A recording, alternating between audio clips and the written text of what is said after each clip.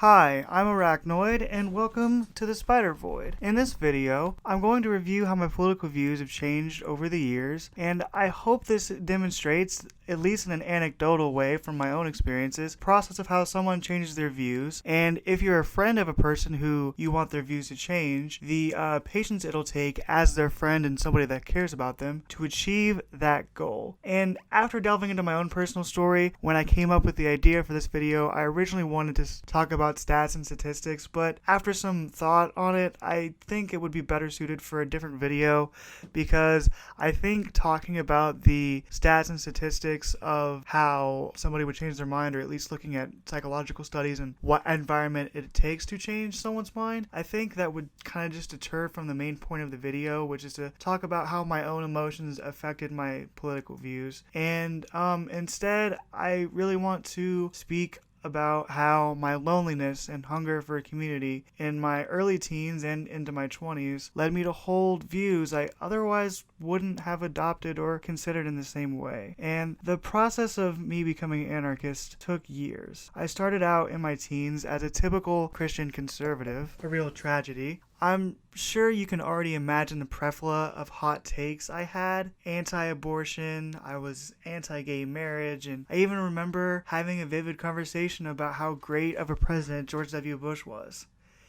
He wasn't that good of a president. He was bad. One of the reasons I felt attracted to this Christian community was that I found something there that I didn't really find anywhere else. There was this strong sense of community within this group of people that held similar beliefs, which is what led me to believing in God. They always seemed to have one another's backs. They cared for one another, and even when combating issues, they seemed to, at the end of the day, want the same things and to want to foster love and kindness in a way that I hadn't really seen in the outside world, and I had never previously had exposure to. And I felt like I need to emphasize this. I never would have adopted these views on my own. These beliefs didn't come from a vacuum. Part of me felt moved by an aspect of this Christian community, which gave me the interest and the social pressure to conform to its ideas. And one of those ideas was believing Jesus was the Son of God. And I went to church when I was younger. To give you an example of how this community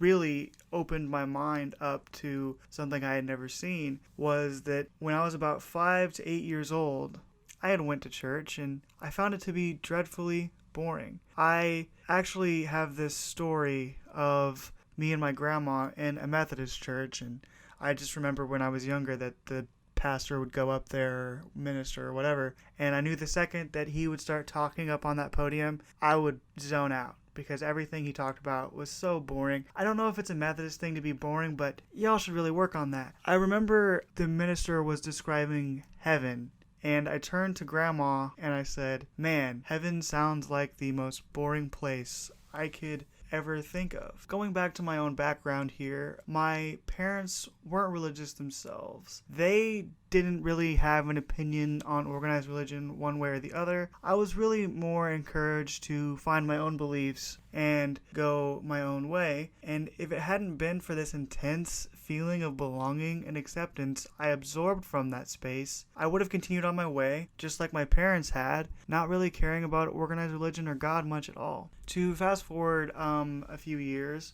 as I grew older, around 2012, I became more disillusioned with the Christian spaces and the idea of religion. I had grown older. My beliefs in God had definitely changed quite a bit, only for the fact that I had a lot of doubts when it came to the origin of the faith, and I had a lot of what I would consider to be more philosophical issues now that with those not being reconciled, I had a hard time really wanting to continue down this path, because it had seemed like this community that I had found that really made me feel at home wasn't quite what I thought it was. I graduated from high school and then I went off to college. There I met a friend that introduced me to the skeptic community on YouTube. The skeptic community was in much a different shape back then than it is now, and I found people like Logic who did a lot of videos on Kent Hovind, if I remember right, and Armored Skeptic and The Amazing Atheist and Sargon of Akkad.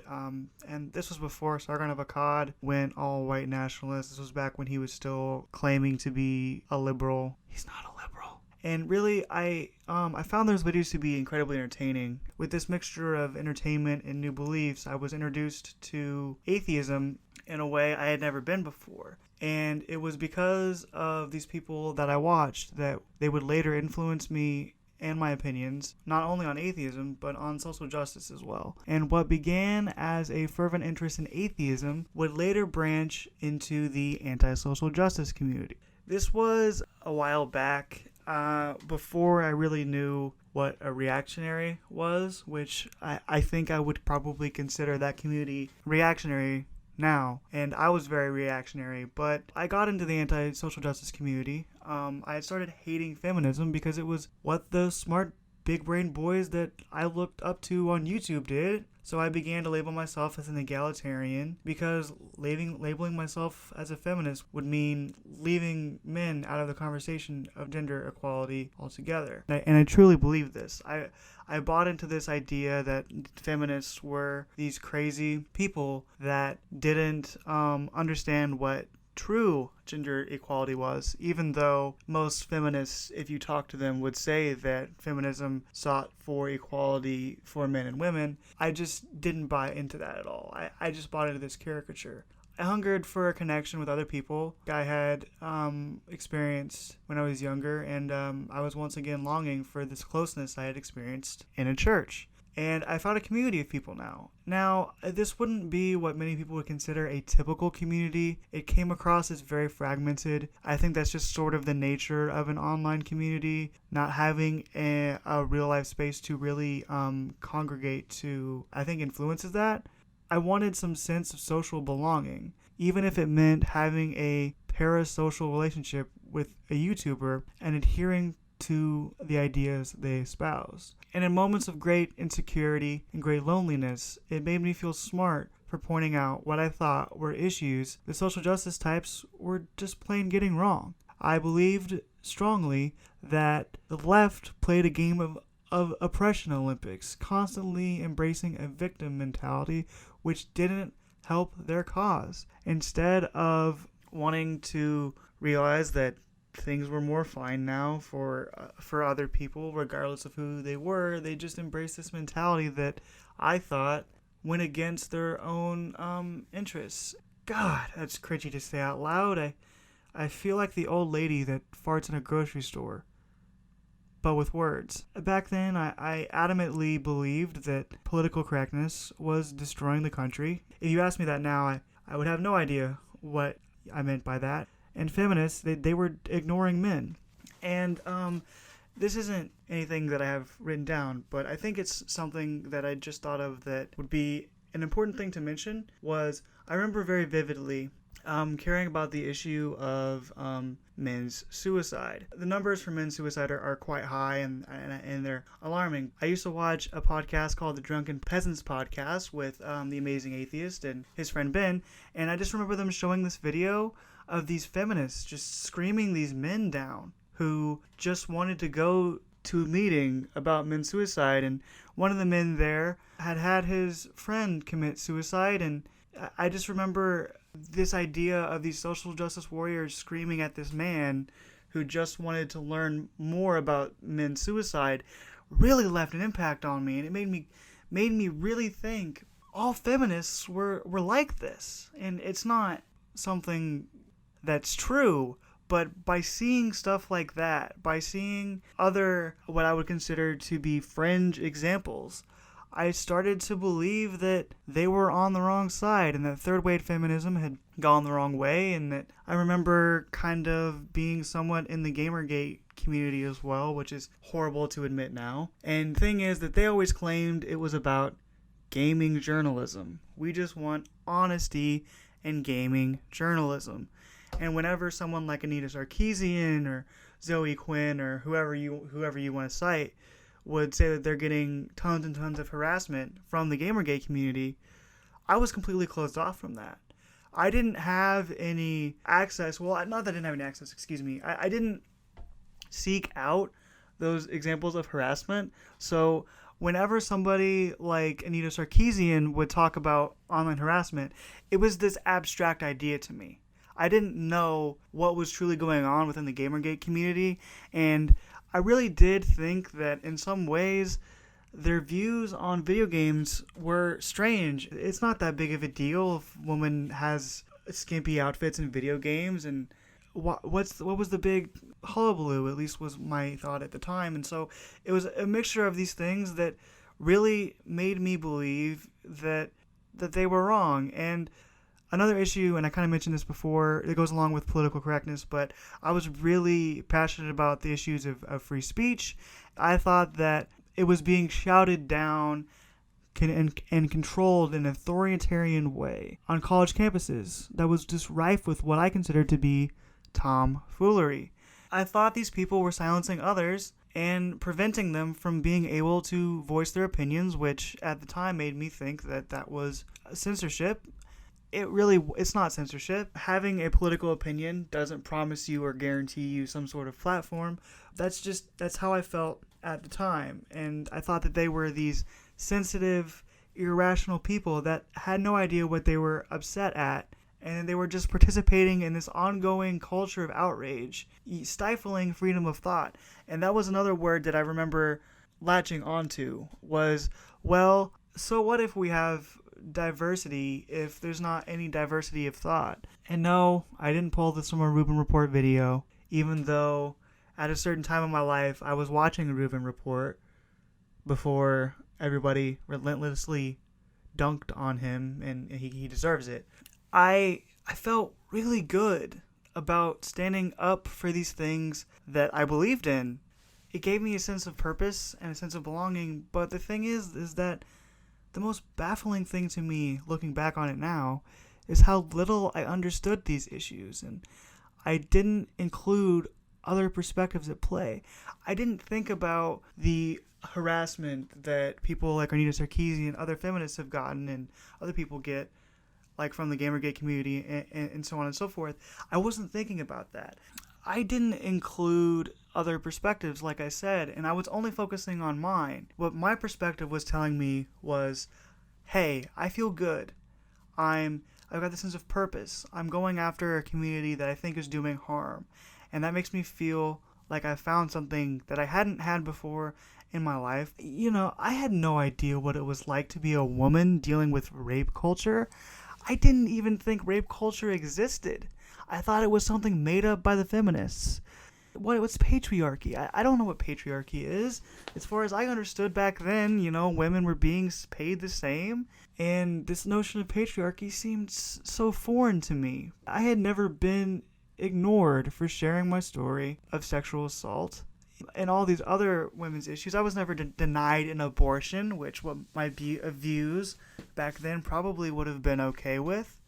I was just some random right-wing kid who thought rape culture was made up. And had I really taken the time to talk to feminists and not just watch a YouTube video and others, if I'd taken the time to speak to those people and other leftists, I doubt this caricature that I had concocted of their views, which I described before, would have survived. And instead of addressing these issues and having an honest discussion and a thoughtful dialogue on their views, which what they truly were, I just continued to LeBron James as Scarecrow, just viciously dunking on something that can't move because it's not real, and then consider changing my beliefs. I'd felt so good here. I just wanted to fit in somewhere, anywhere. Which leads me into my next topic, which was a large influence in what led me down this path: loneliness. I mentioned before that it gave me a sense of purpose, and it really did. And I was just a young kid who didn't know what he was doing, was looking for a direction in life, and watching these videos and holding these opinions, they gave me a sort of direction, even if I would look back on it and consider that the wrong direction. A large contributor to these reactionary feels that I had stemmed from loneliness. I didn't have many friends at the time. I didn't go to college events. I didn't have a girlfriend. I was a crusty troll who hated to leave my dorm room for anything except cheese fries. And the cheese fries, they were not kind to me. I saw those cheese fries later in my belly fat. I went on like this for a few years. Feminism bad. Feminists are crazy. SJWs don't know what they're talking about. Anita Sarkeesian. And I directed all of my lack of relationships, all of my lack of meaningful relationships, back at women. You could say I got off on the wrong Thunderfoot. Huh? Women, to me, back then, just dated assholes. It couldn't be a character flaw of my own that led women to not liking me. It was easier to admit that women took the brunt. I meant to say brunt of the responsibility. I do not consume the marijuanas. It is illegal in my state. And to go against the law would be immoral. I'm just kidding. Smoke all the weed you want. Weed's great. I love it. Weed's fantastic.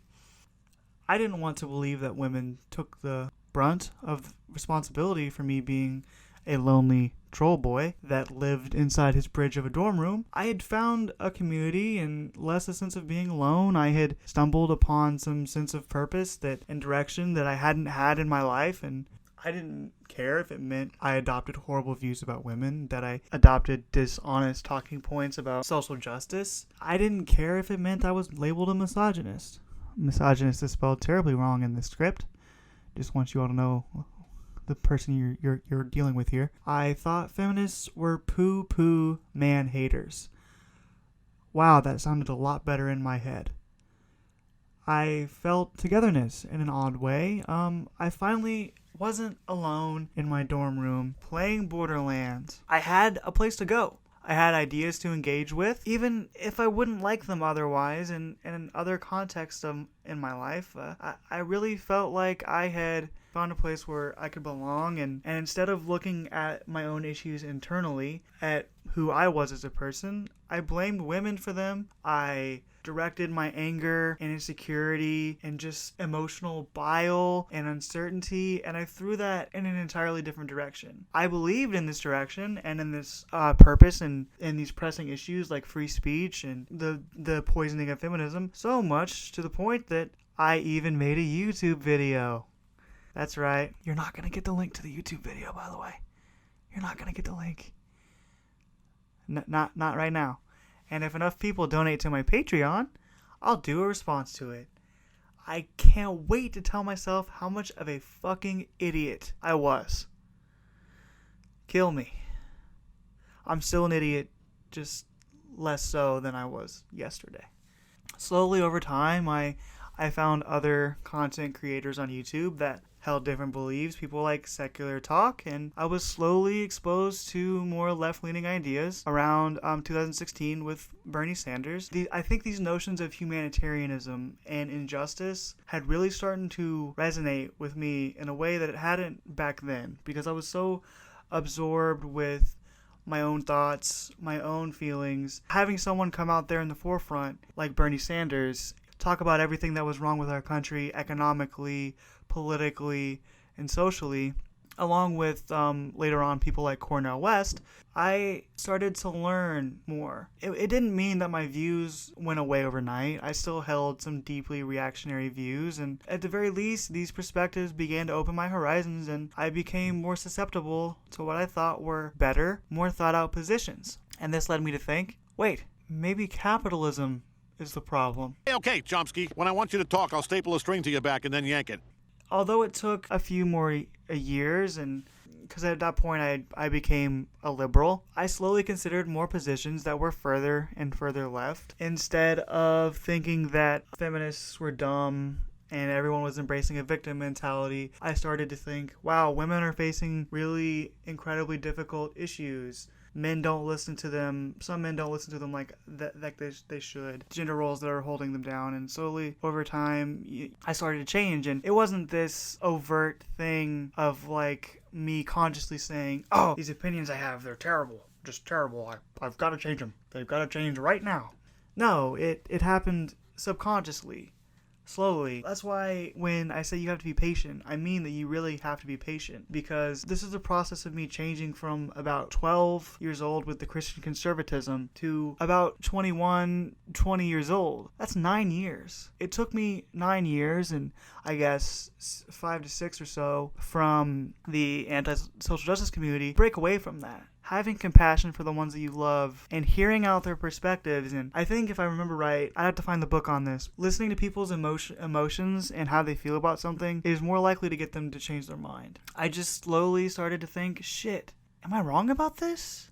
While I was dreaming of electric sheep, because I'm secretly an android.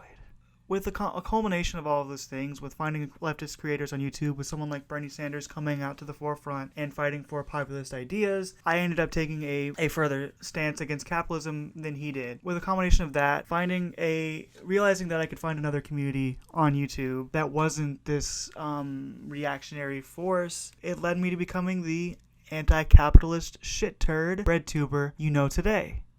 With 0 subscribers. I want to emphasize that. I have no subscribers. Please love me.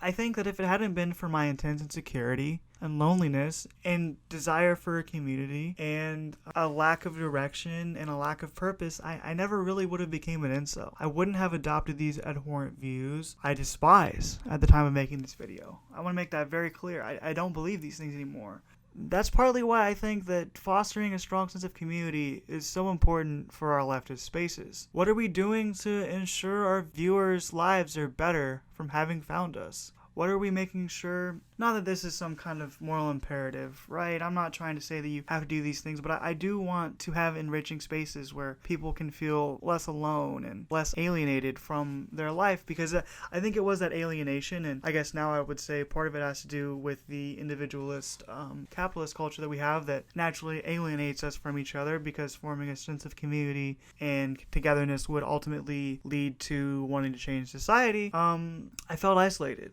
I was alone, and I turned to bad things, like blaming other people, blaming women, mocking others, to make myself feel more whole. I was very incel-y for a while. Those are very Stefan Molyneux-esque beliefs. I just think that if I can make somebody feel less alone by making this video, giving them words to some thoughts that maybe they hadn't thought about before, I don't know, I'm not some genius. I said the words poo-poo feminist. Help them gain some kick-ass anarchist views along the way. It's all I could really ask for.